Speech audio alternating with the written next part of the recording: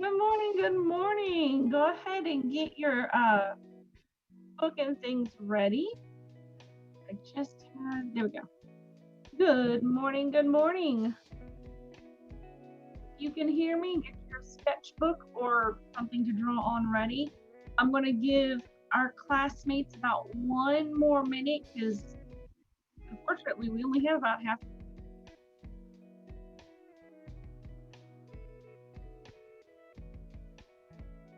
And I know, well, here's, there we go. Good morning, good morning. Come on in. If you've got a sketchbook, go ahead and get that ready or just get a sheet of paper ready.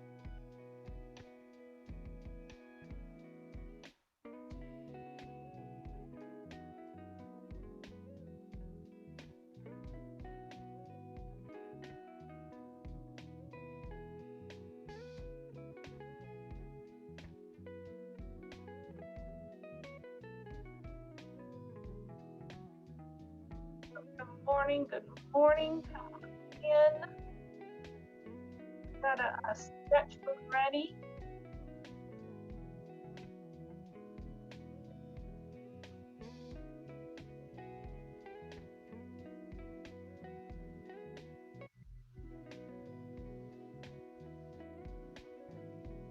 Four people. Here we go. Right.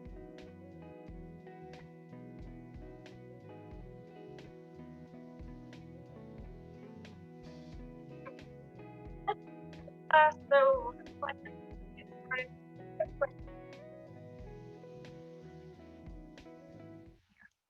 What's up?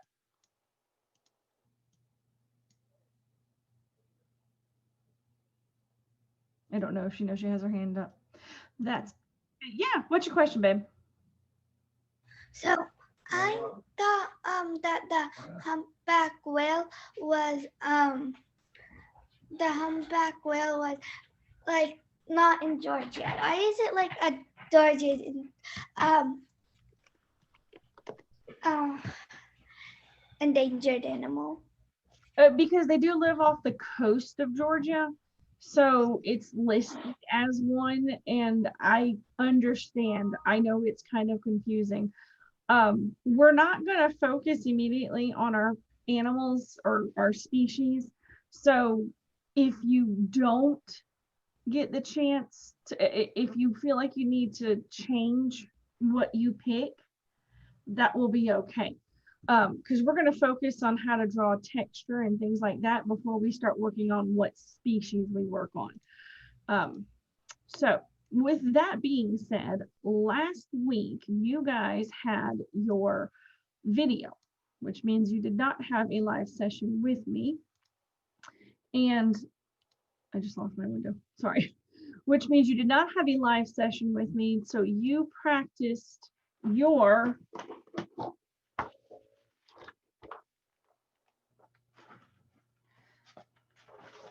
boxes on your own. And you should have done 2 that were your choice. Today, you're going to get a chance to do your work in class. If you do these boxes that we're going to talk about in class and then you show me on the camera, guess what? You won't have to do it for homework. So I'm going to get started. That's why I wanted you to have your sketchbook ready. Let me see. I've got so many windows. It's a little confusing. So we'll do a little bit of a recap. You guys have been learning about endangered species. We talked about how there is an art contest about endangered species, and it is for kindergarten all the way up to 12th grade. Now, we talked about texture. Last week, you guys started working on shading, which will lead up to texture. There are 2 types of texture. There's texture you can actually feel, and then there's texture on how it just looks like something would feel. If you were to able to find that actual cactus and touch it, it would feel spiky. But if you touch the picture of the cactus, it just looks like it would be spiky because the actual picture is just smooth. Then we talked about value. And this is what we kind of worked on last week, because value has to do with shading. Shading is how you make something look like it's in the light, or it actually has shadows and stuff like that. So if I were to take this lamp and I put it right up here next to my face, you can see this side of my face is very bright, but this side gets darker because it's on the opposite side of where the light is. In particular, you can tell that it's really dark right here next to the edge of my nose. Really bright, really dark area, because the light is right here in my face and the other side is shadow. Ooh, that was really bright. So then we talked about how using value and texture together can make things look more realistic. These are just some examples of different types of texture. We've got this is just kind of a nice smooth texture. Smooth isn't really the word I'm looking for, because this one is a super smooth metallic mirror kind of texture. This is still smooth, but it's not as smooth as that one. Then we had a hairy texture, a fuzzy texture. Looks like this one was rolled in a carpet to me. And then this one looks like a rock, which means it would be very rough or bumpy. But if you look at each one of these, the light is up in the upper right side, and you can tell that definitely in the mirror one, because there's a window there. And the dark area, excuse me, is opposite, which means it makes it down here at the bottom. This part is always the darkest part. But now let's look at some texture. And let's look at animal drawings that have texture in them. Come on, computer. There we go. So you can unmute yourself. Tell me what kind of textures you see in this one. Furry. Furry and fluffy, definitely. I think like the claws look sharp. They do, actually. I agree with you. The claws would be fairly sharp. Any other textures that anyone sees?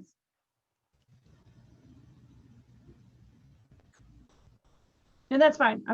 I'm curious if anybody else sees anything else. So we've had furry and fluffy is the biggest one. And yes, because when you look at it, especially this tail, it looks like it would be really soft to touch. There's ways that the artist did this. Just give me right now a yes or a no.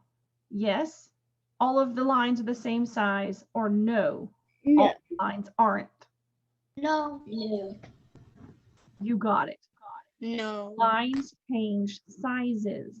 Sometimes there's a very short line. Like, let's look at these little whiskers coming off his head. This is a very short line compared to this long line. If you look into the tail, you can see some of these lines are very long, and then some of them are really short. That's called a variety. That's a lot of different types of lines. Tell me something that you notice about the thick and the thin of the lines. You can unmute and tell me what you see. I think like the more the light shows on it, the more thicker it looks. And then like at the end of the tail, it looks like a huge chunk of hair. You got it. Where it is darker, the lines are gotten thicker, which means it makes it look like it's in the shade, or it's just darker in color. But at the end of the tail, when it's probably up closest to the sky, the lines are very thin. They don't look as dark. This is a great example of fur and fluffy. And I would tell you right now, this is an artist who spent a lot of time making lots of little lines. You're not going to have to do that much. You are going to have to draw a lot of lines, but I'm not expecting this level of a texture from you just yet. We're going to be practicing. So don't look at any of these and get intimidated and think, I can't do that. I'm not expecting you to. I just want us to be able to look at a picture and go, oh yeah, that's a fluffy squirrel, as opposed to, what is that? You know, something like that. So here's another one that we're going to talk about.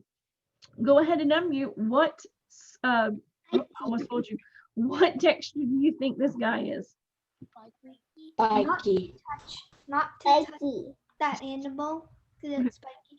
And like the wood that it's standing on looks like it can be a little dangerous if you keep on running your hand through it because you can get splinters. Very good. So I've heard rough, I've heard spiky, I've heard in the wood that you said could be kind of splintered. So excellent. Those are very rough. I mean, excellent. Yes. So this is a hedgehog. We don't have too many hedgehogs in America. Yes, Kaylee, I love it. Not touchable is definitely a texture. And the funny thing about hedgehogs is that if you start at the nose and you pet back, you would be okay. It wouldn't be spiky. But if you did try to go the other way, that's when you would feel that's the spikes. I mean, I wouldn't try and touch it. So what do you notice about the spikes? What makes it look spiky? Or Charlie, not The way it's going. The way it's going. I want you to try and focus on maybe one or two little spikes. What makes you notice that it's a spike? They're all really close together. Like if they were all 2 feet apart, even though I'm pretty sure the hedgehog is not that big, it will just look like normal lines. Yep, I like it. That's called overlapping. We talked about this a little bit last year when you guys were in 3rd grade and we did the Peter Pan backgrounds. We overlapped. All right. So spiky. Spiky also has tiny little spikes. We're going to look at that when we draw it. But if you look, it's like tiny little, very slim triangles. And I am going to warn people there's a snake in this next one if for some reason it startles you. So the next we're going to look at is scaly. Smooth, but scaly. So I don't know how much experience people have with scales to begin with, or snakes, but snakes are actually very soft and smooth, but their scales are like, so if this is my hand, this is the scales, they kind of overlap and they touch each other. It's kind of like the hedgehog, that if you pet from the nose of the snake and back, then you don't feel anything weird. It's just smooth. But if you try and go from the tail of the snake towards its head, you'll feel that it's really bumpy. And I'm going to move ahead one so that I don't, flip anybody else with a snake. These are some details of people who have drawn snake skin. When we practice, we're going to be looking at one like this. This is still scaly. This is pretty scaly too. And these up here, these are some professional level artists. So let's take a look. Here's just a few more examples of texture and the way things are drawn. I'm putting these out here so that you've got more to look at. We've got once again, kind of a scaly or bumpy. Then we've got spiky again. We've got smooth. We've got furry or hairy. We got fuzzy, like it's once again been rolled in a carpet. And these are just one more quick examples, so I'm not gonna worry about that. What you are going to do today is, let me get my camera moved and off. If you have a printer and you want to print the 3 boxes that are up on the assignment, you are welcome to. If you do not want to print the 3 boxes, that's okay. I need to stop sharing. I need to do a new share.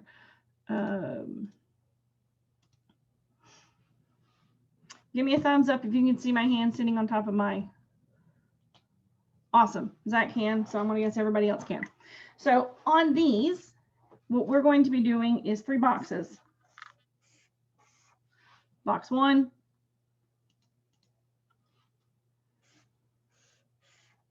box 2, box 3. We're going to do fur, scales, sorry, and spiky. And what you are going to be doing is, please watch me first. Don't do it while I'm doing it. I'm going to show you how you can practice drawing these things. And when I say furry, we're going to go with furry or kind of fuzzy. So when we were practicing, when we were looking at the squirrel's tail, we said that the tail was not all the same size. If you draw all of your lines to look like that, that's going to be very boring. That doesn't really look furry. So the tail for the squirrel, I'm going to start it on top of this box, and I'm going to make that tail or that fur come down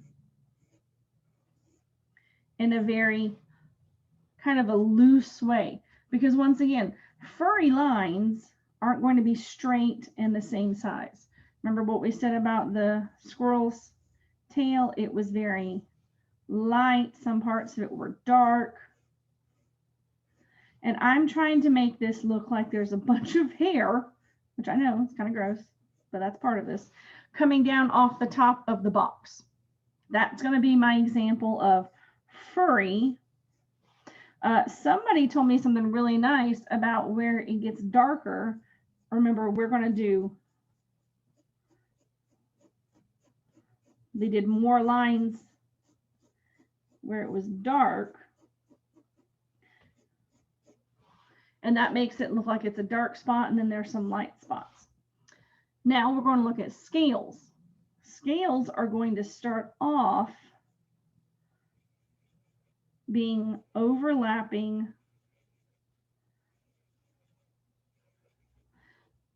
but all of these, they're not going to stay like that. I'm going to erase that one. I'm going to erase the insides on some of these. And I'm going to look at drawing just a small darker spot at the bottom of the scale. So if you can't see the small part of what I'm talking about, I'm going to draw a big scale up here. And I'm going to make sure that just this small part of the scale is dark. The top part is going to stay white, but this bottom part down here, this is not what I'm talking about. That is half and half. You want something that is more, follows a curve like that. And again, just why I didn't practice these over here, I'm sorry. So for my furry or fluffy texture, I'm doing these kind of curved lines. What kind of lines am I going to do for spiky? Anybody? More like straight lines, not so uneven. Perfect. So for straight, I mean for spiky, you want to do, almost looks like you're doing a whole bunch of grass next to it, but you're going to overlap them a little bit, and they need to have some coming up behind them too. I am not asking you to do this. That is not spiky. That is scribbling. I want you to go and then make. So you guys have 5 minutes to get at least one of these boxes done. You pick, that's my timer, you pick which one you want to work on right now. If you want to do a whole box of furry, you can do a whole box of furry. If you want to do a whole box of scales, do a whole box of scales. If you want to do a whole box of spikes, do a whole box of spikes. Then when you are done, please either say, hey, Miss Franz, yes, Sarah, if you didn't already do it, go do it. You can either say Miss Franz and then show me your box of furry or whatever, or you can type it in the chat box.